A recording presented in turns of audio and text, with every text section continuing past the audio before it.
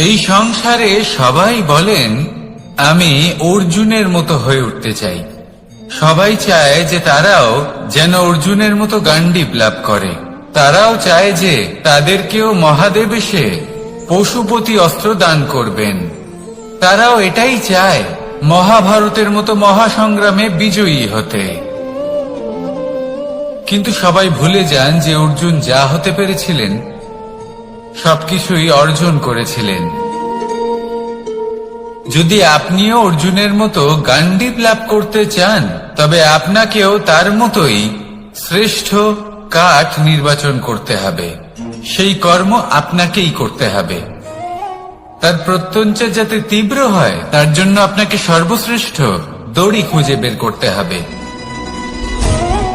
আপনার বাণ যাতে ঘাতক হয় সেই জন্য আপনাকে নতুন নতুন ধাতু খুঁজে বের করতে হবে। সেই শিক্ষা আপনাকে লাভ করতে হবে, তবেই আপনার ইচ্ছে পূর্ণ হবে। অর্জুন হওয়া বড়ই সরল যদি আপনি কিভাবে অর্জন করতে হয় তা জানেন। শুধুমাত্র স্বপ্ন দেখেন যারা, তারা কখনোই অর্জন করতে পারবেন না। কিন্তু যদি কেউ অজ্ঞাতবাস ভোগ করতে পারে, যদি কেউ লাক্ষাগৃহ থেকে পালিয়ে বাঁচতে পারে, যদি কেউ কঠোর তপস্যা করতে পারে, প্রতীক্ষা করতে পারে এবং পরিশ্রম করতে পারে, তাহলে সে অর্জুন অবশ্যই হয়ে উঠবে। যদি আপনি অর্জুন হয়ে উঠতে চান তাহলে কর্ম করতে শিখুন আর আমার সাথে ভালোবেসে বলুন রাধা রাধা। এই সংসারের সব থেকে বড় সুখ কি?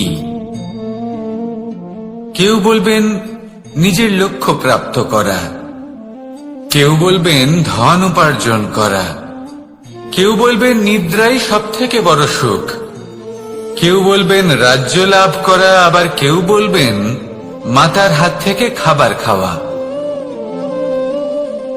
আদি ইত্যাদি। কিন্তু যদি সত্যি কথা বলি, এই সংসারের সব থেকে বড় সুখ হল সেবা করা।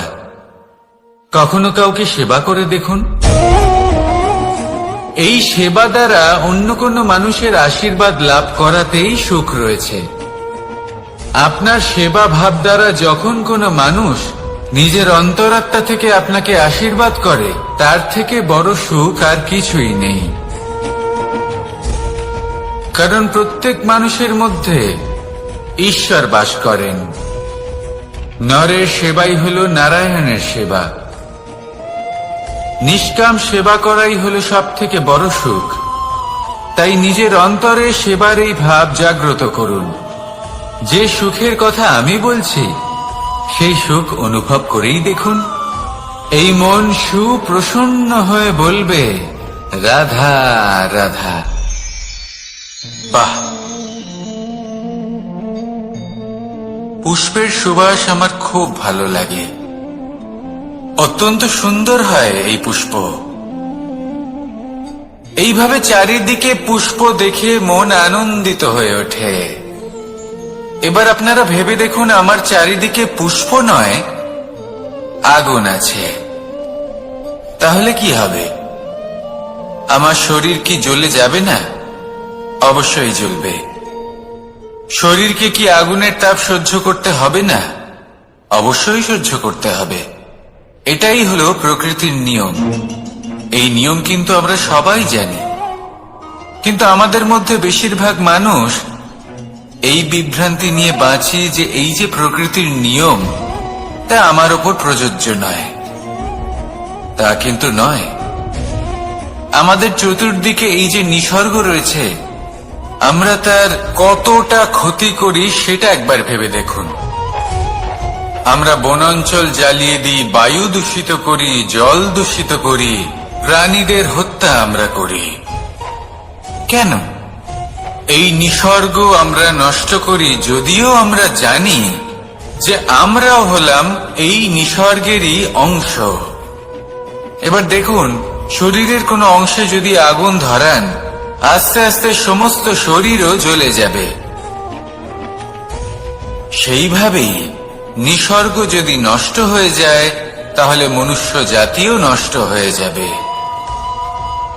তাই এই যে নিসর্গ আপনি দেখছেন, এই পুষ্প, এই বৃক্ষ, বায়ু, জল, এদের সকলকে রক্ষা করুন, নষ্ট নয়। মনে রাখবেন, যদি নিসর্গ থাকে মানুষ থাকবে, যদি নিসর্গ থাকে তাহলেই জীবন থাকবে। আসুন আমার সাথে ভালোবেসে বলুন, রাধা রাধা। জীবন থাকলে লক্ষ্য অবশ্যই থাকবে। যদি লক্ষ্য থাকে তার পথ অবশ্যই থাকবে। যদি পথ থাকে তাহলে বাধা অবশ্যই থাকবে।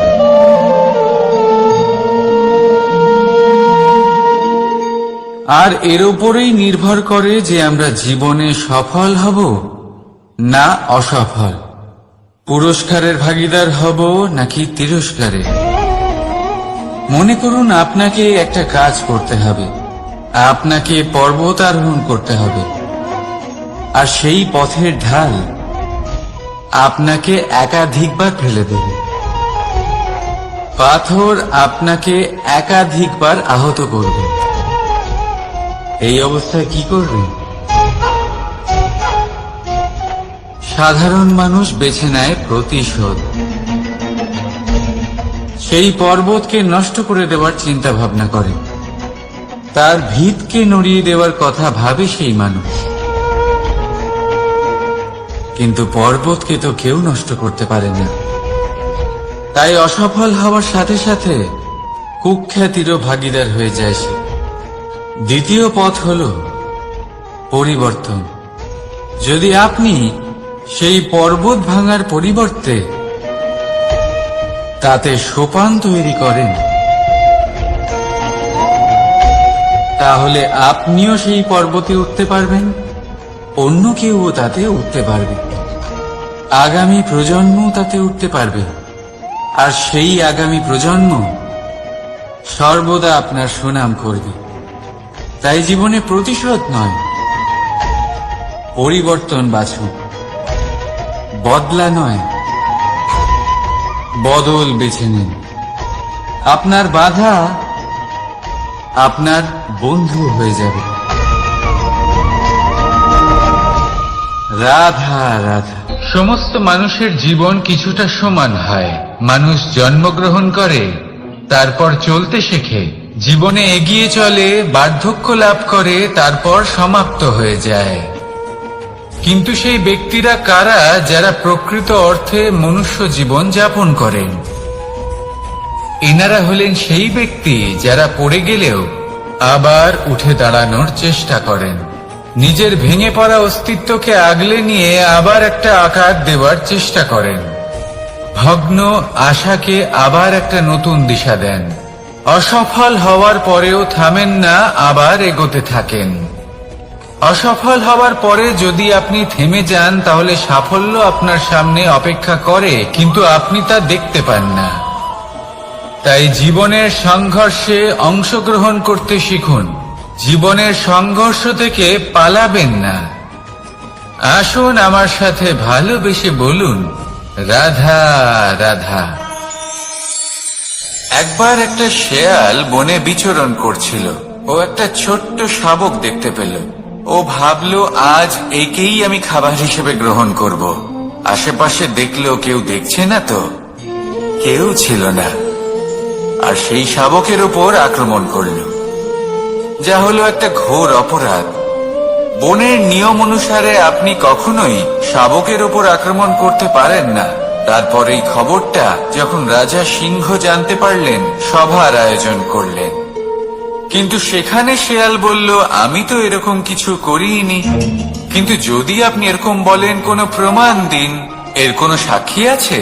তখন রাজা সিংহ পেঁচাকে ডেকে পাঠালেন, যে সেই মুহূর্তে বৃক্ষের শাখার ওপর বসেছিল। সে সব কিছু দেখেছিল। পেঁচা সব সত্যি কথা বলল, আর শেয়ালকে মৃত্যুদণ্ড দেয়া হলো। এবার এই কাহিনী আমি আপনাকে কেন শোনালাম? কারণ মানুষও কখনো কখনো এরকম কর্ম করেন যা শিয়াল করেছে। এটা ভাবেন কেউ দেখছে না যখন আমি অনুচিত কর্ম করতেই পারি, কিন্তু না, আপনি যাই করুন না কেন কেউ না কেউ অবশ্যই তা দেখছে। কোনো ব্যক্তি না হলেও কোনো প্রাণী, না হলে কোনো যক্ষ বা দেব বা প্রেত। যদি এনারা কেউ না দেখেন, তাহলে ধরিত্রী মাতা দেখেন যেখানে দাঁড়িয়ে আপনি সেই কর্ম করছেন, তাই না? তাই একটা কথা সবসময় মনে রাখবেন, কে দেখছেন কে দেখছেন না সেই বিষয়ে ভাবা ছেড়ে দিন। এটা খুব সহজ কথা।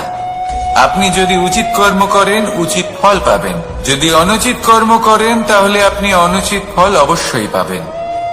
সেই জন্য উচিত পথে চলতে থাকুন, উচিত কর্ম করতে থাকুন, আর আমার সাথে ভালোবেসে বলুন, রাধা রাধা। আপনি কখনো কোনো বাজকে নিজের বাসা বানাতে দেখেছেন?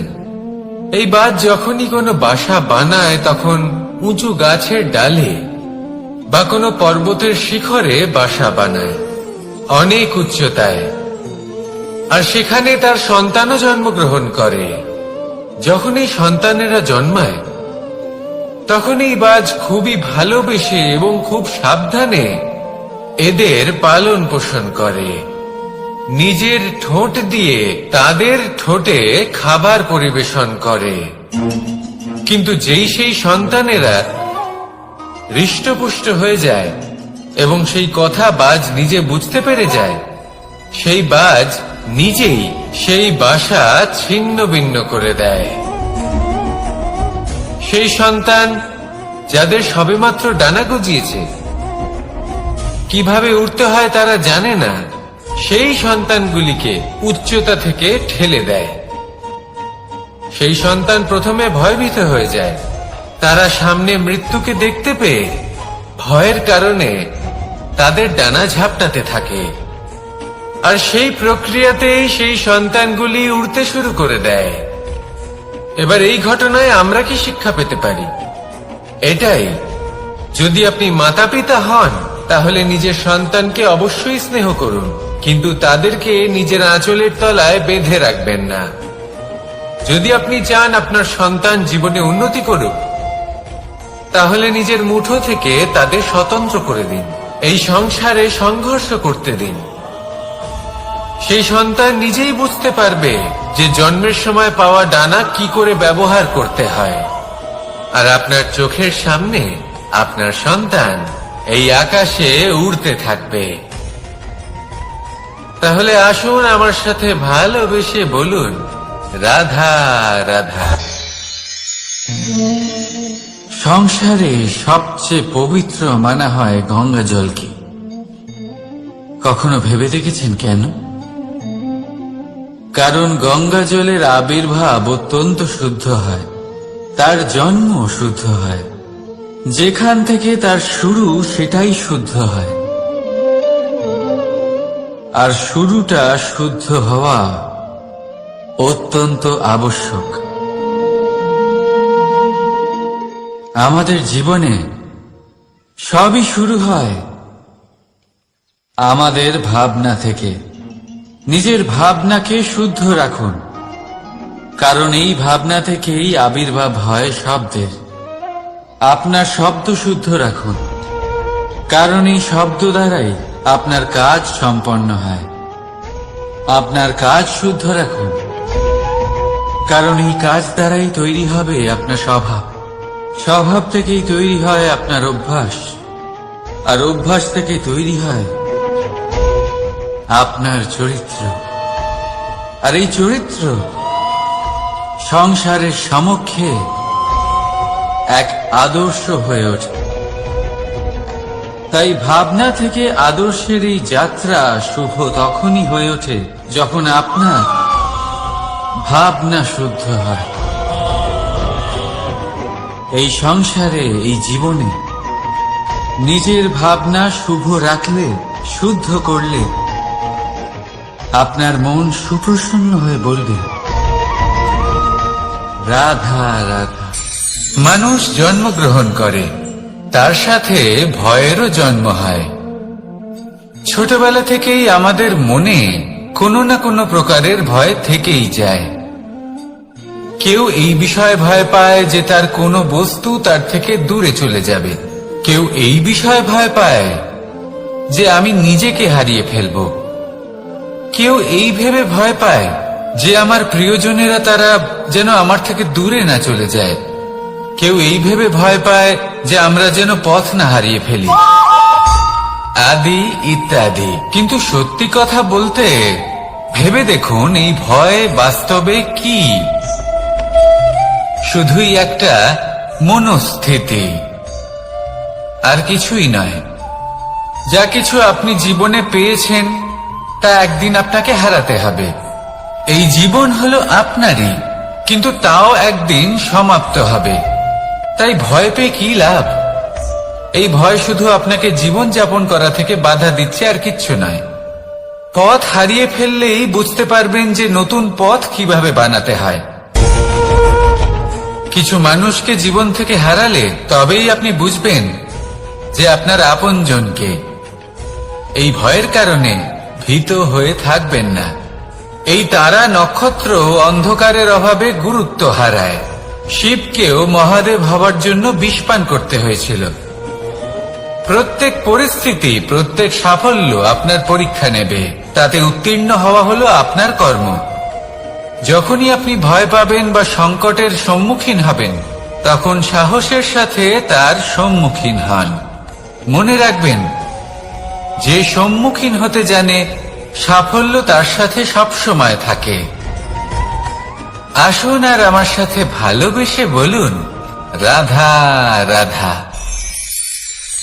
আমাদের হাতটা দেখুন। এই হাতে 5টা আঙুল আছে, যা ভিন্ন ভিন্ন ধরনের। একরকম কেন নয়? কারণ হলো প্রত্যেকের নিজের নিজের গুরুত্ব আছে, নিজের নিজের মাহাত্ম্য আছে। এরা ভিন্ন, তাই একত্রিত হয়ে মুষ্টিবদ্ধ করা সম্ভব, যার দ্বারা আমরা আত্মরক্ষাও করতে পারি, আবার আক্রমণও করতে পারি। যদি 5টি আঙুল সমান হতো তাহলে মুষ্টিবদ্ধ হতে পারত না, নিজেদের মধ্যে বিভ্রান্তির সৃষ্টি করত। এবার এরকমই কিছু আমাদের সংসারেও হয়। আমাদের দেশ, যেখানে একটি ভূমির ওপর ভিন্ন ভিন্ন ধর্মের মানুষ বাস করেন, ভিন্ন ভিন্ন জাতি, ভিন্ন ধর্ম, ভিন্ন ভাষা। কিন্তু যদি আমরা এটা ভাবি যে কিভাবে এই দেশকে কল্যাণের পথে নিয়ে যাওয়া যায়, কিভাবে এর বিকাশ করা সম্ভব, তাহলে আমাদের একত্রিত হওয়া শিখতে হবে।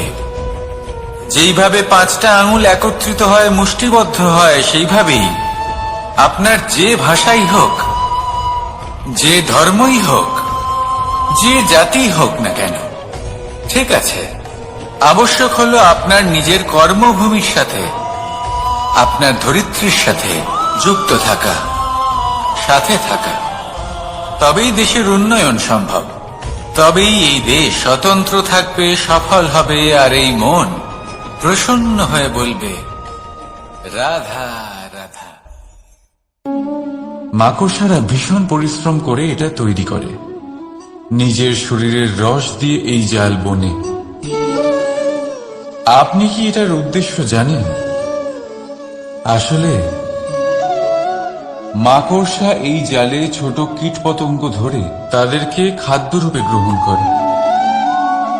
কিন্তু আপনি কি এই কথা জানেন যে একদিন মাকড়সা নিজেই নিজের জালে জড়িয়ে মৃত্যুবরণ করে থাকে?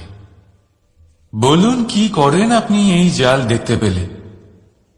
দেখতে পেলেই মুছে ফেলেন এর অস্তিত্ব, তাই না? তেমনি অন্যদিকে পাখির বাসা। পাখিরাও ভীষণ পরিশ্রম করে এটা তৈরি করে। কিন্তু যদি পাখি একদিন এটা ছেড়ে চলে যায়, তাহলেও লোকে এটা নষ্ট করে দেয় না। কারণটা কি? এর কারণ হল এর নির্মাণ জীবন সঞ্চারের জন্য করা হয়েছিল, নষ্ট করার জন্য নয়। তাই মনে রাখবেন, জীবনে আপনার পরিশ্রম যতই বেশি হোক না কেন, যদি আপনার লক্ষ্য শুভ না হয়, তাহলে আপনারও বিনাশ নিশ্চিত। তাই সৃজন করতেই থাকুন আর মুগ্ধ হয়ে বলুন, রাধা রাধা।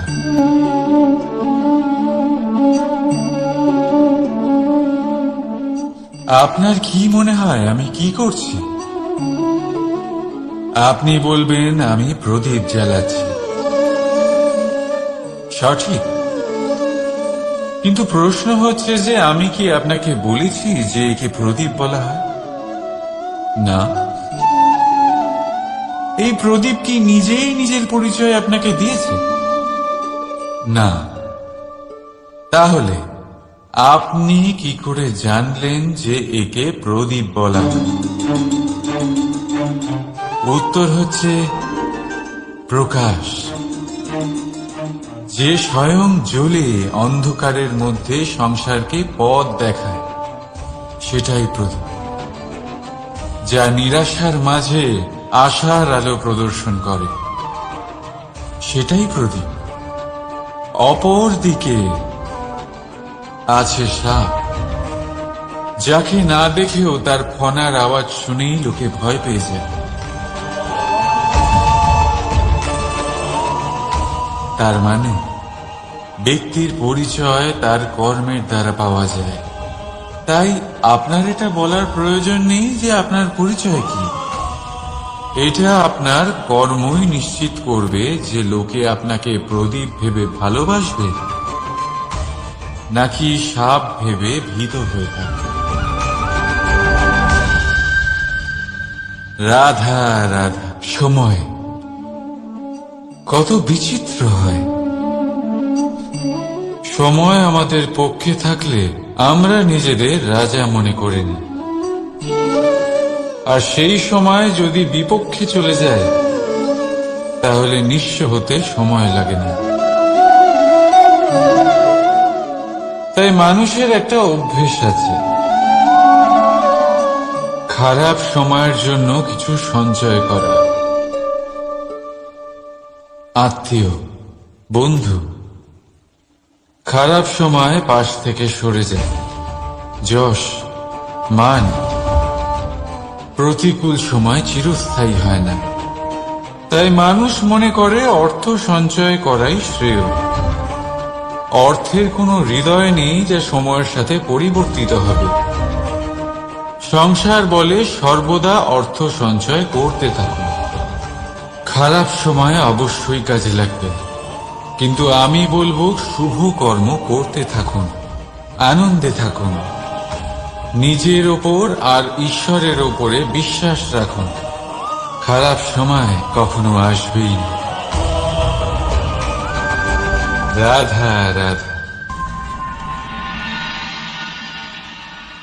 প্রকৃতি মানুষকে এক বিশেষ শক্তি দিয়েছে, অন্য জীবের থেকে বেশি শক্তি দিয়েছে।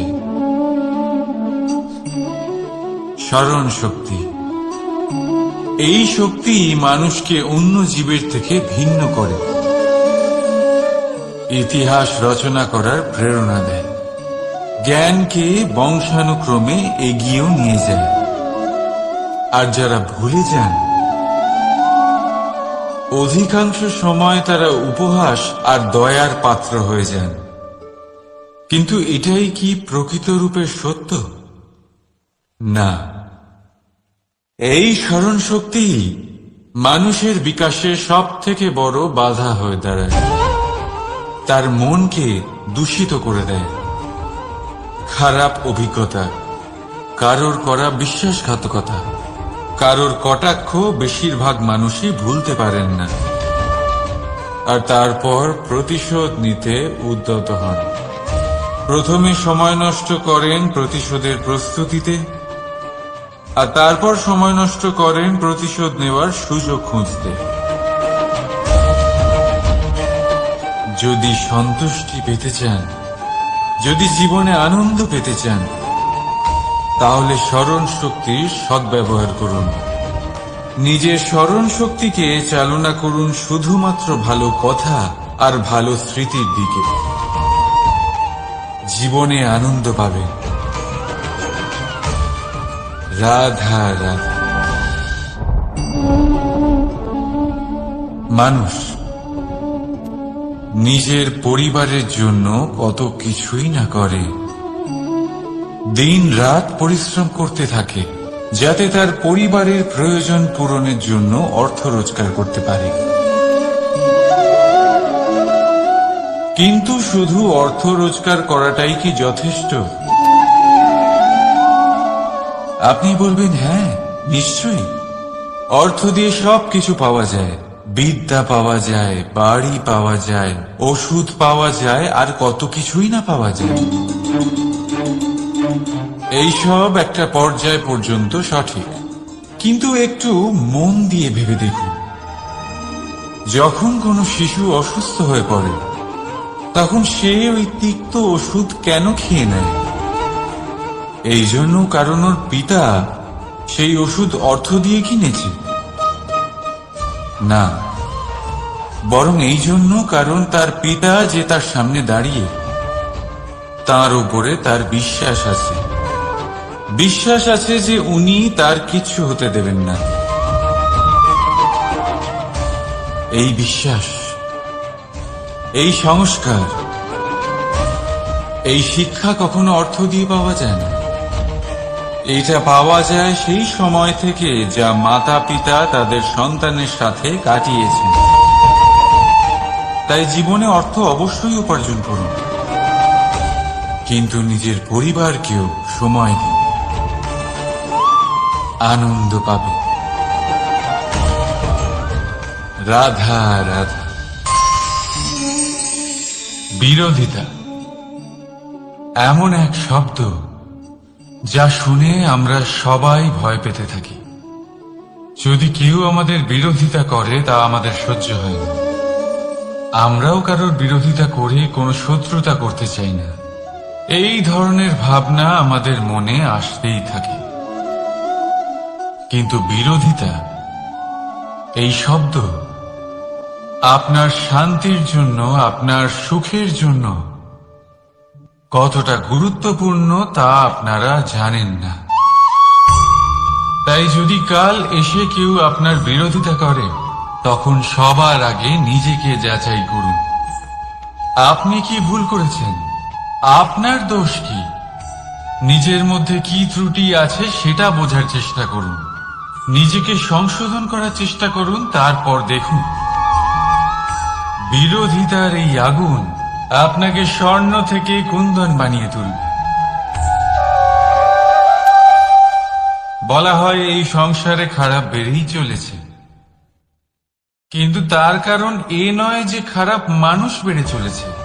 তার কারণ হলো যে ভালো মানুষ, যাদের ভালো চিন্তা, ভালো বিচারধারা আছে, তারা খারাপের বিরোধিতা করতে পারেন না।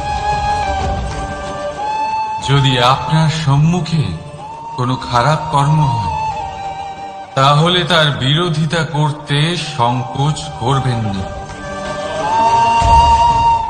কারণ বিরোধিতার এই আগুন মন্দকে পিছুপা হতে অবশ্যই বাধ্য করে। রাধা রাধা। বিশ্বাস, জীবনে বিশ্বাস কতটা গুরুত্বপূর্ণ। একজন স্ত্রী তার স্বামীর হাত ধরে যে কোনো জায়গায় যেতে পারেন, এর কারণ হলো বিশ্বাস। তার নিজের স্বামীর ওপরে বিশ্বাস আছে। যখন একজন মা তার ছোট বাচ্চাকে কোলে তুলে হাওয়ায় ওঠায়, তখন সেই বাচ্চা ভয়ভীত হয়ে যায় না। তার কারণ হলো বিশ্বাস। তার বিশ্বাস আছে যে তার মা তার কিচ্ছু হতে দেবে না। এক বৈদ্যের দেওয়া ঔষধ সন্তান কিছু না বুঝে শুনেই খেয়ে ফেলে। সেই বৈদ্যের জ্ঞানের বিষয়ে তার কোনো ধারণাই থাকে না, শুধু নিজের পিতার উপরে বিশ্বাস আছে যে তার পিতা তাকে খারাপ কিছুই দেবে না। যখন এই সংসারের প্রতিটা বন্ধন বিশ্বাসের উপরে দাঁড়িয়ে আছে, তাহলে কেন এই বিশ্বাসকে আমরা জীবনে আনতে পারি না? আপনি নিজেই দেখুন, এই বিশ্বাস নিজের জীবনে এনে দেখুন, সবকিছু আরো সুন্দর হয়ে যাবে। তাই ভালোবেসে বলুন, রাধা রাধা।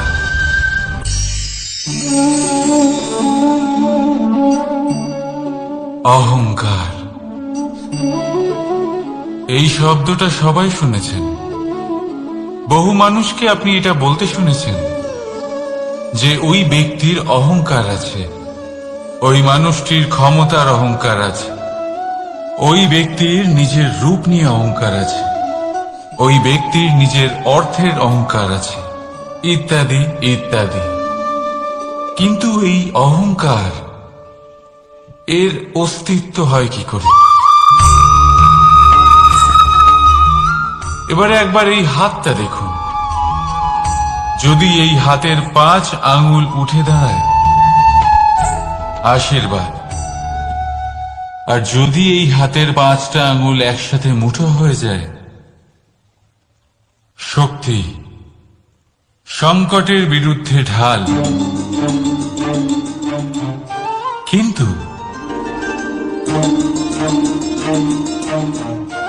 এই একটা আঙুল সংকটের কারণ হয়ে দাঁড়াতে পারে। এই একটা আঙুল শত্রুকে আহ্বান জানায়। এবার অহংকার বলে এই শব্দটাই দেখিনি। আমাদের থেকে আলাদা হয়ে গেলে হয় অহং। অহং অর্থাৎ ব্যক্তির মনে হয় যে সে আপনদের থেকে, নিজের বন্ধুদের এবং সঙ্গীদের থেকে, নিজের পরিবারের থেকে অনেক উপরে, অনেক শ্রেষ্ঠতর সে। কিন্তু মনে রাখবেন, এই অহংকার কোন ব্যক্তির অস্তিত্বের বিনাশের প্রথম ধাপ। তাই ঝেড়ে ফেলে দিন এই অহংকারকে, আর বিশ্বাস করুন আমাদের ওপর, কারণ তখনই আপনি শান্তি পাবেন। আর সেই শান্তির সাথে বলে উঠবেন, রাধা রাধা।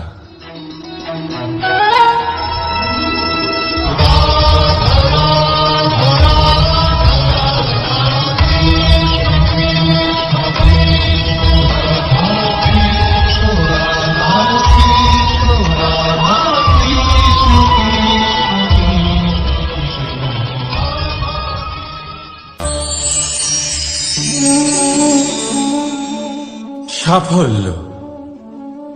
যদি আপনাকে জীবনে সাফল্য পেতে হয়, তাহলে আপনি একাধিক মানুষ পাবেন যারা একাধিক উপায় বলবে আপনাকে সাফল্য পাওয়ার।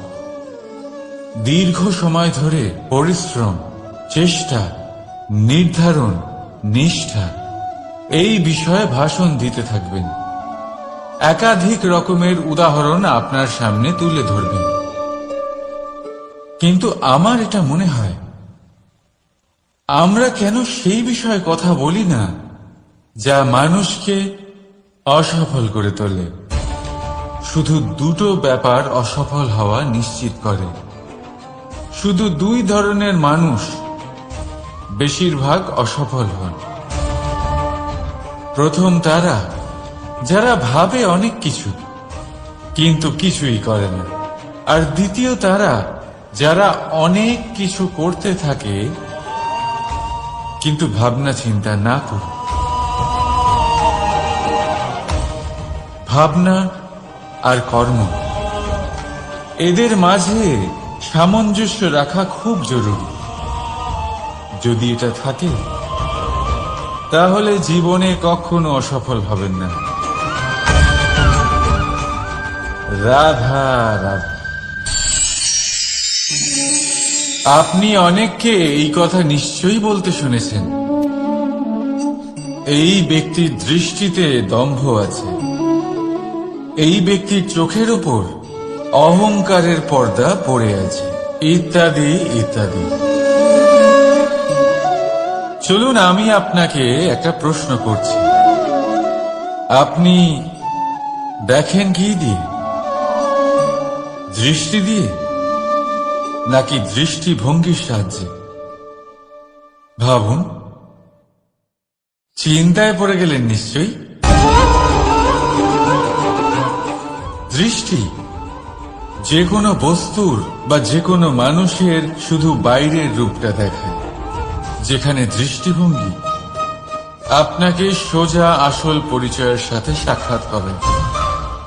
উদাহরণ হিসেবে চন্দ্র। চন্দ্র আমরা সবাই দেখেছি। বহু মানুষ আছেন যাদের চন্দ্র অত্যন্ত সুন্দর লাগে।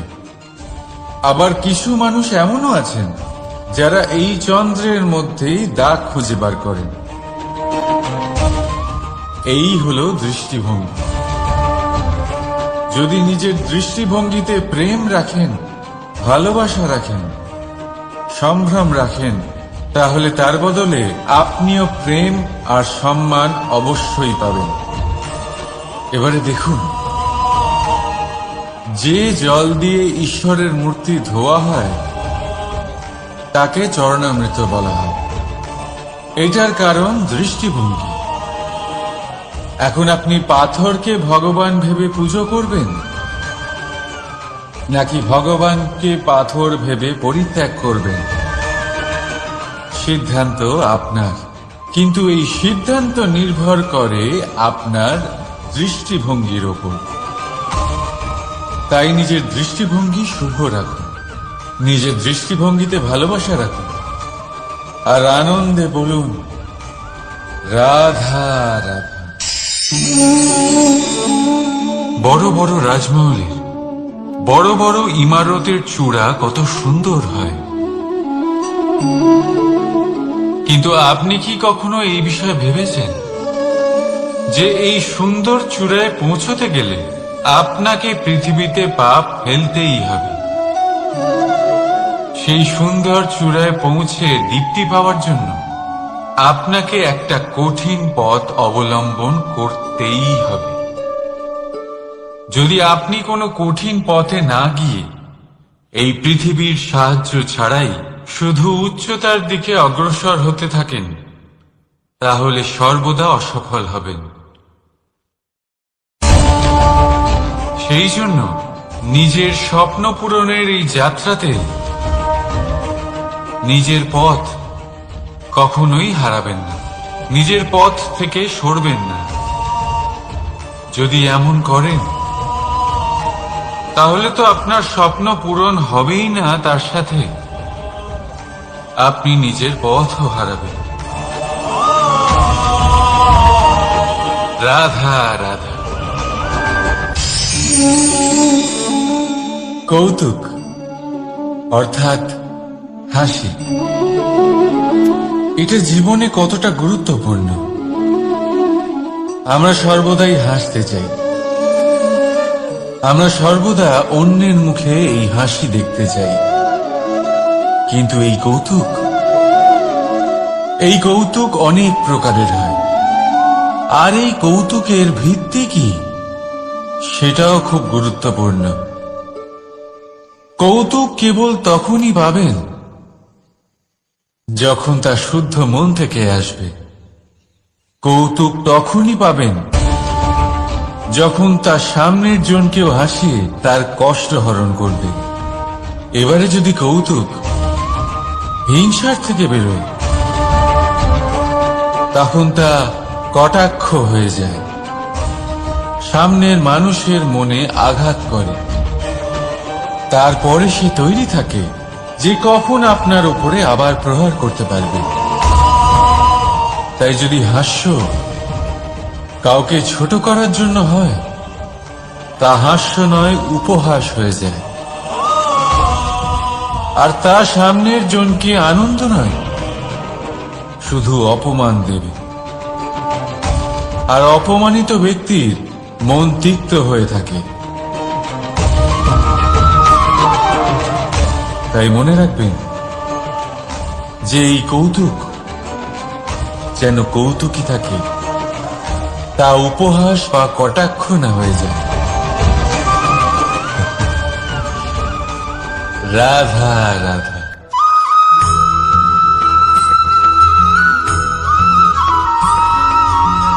কর্ম এবং ফল, দেখতে গেলে এই সমস্ত ব্রহ্মাণ্ড এই দুইয়ের মাঝেই স্থির হয়ে আছে। মানুষজন কর্ম করেন ভালো ফল লাভের আশায়, আর ভালো ফল লাভের আশায় উনি এটাই ভুলে যান যে উনি যে কর্ম করছেন তা কি করছেন। আমি বলেছিলাম কর্ম করুন ফলের চিন্তা না করে, কিন্তু কি কর্ম করছেন সেই বিষয়ে ভাবাটাও অত্যন্ত আবশ্যক। নয়তো অনেক সময় আমরা এমন কর্ম করে ফেলি যা না চাইতেও বিষে পরিণত হয়, যা হয়েছে দুঃশাসনের সাথে, দুর্যোধনের সাথে, গুরু দ্রোণের সাথে।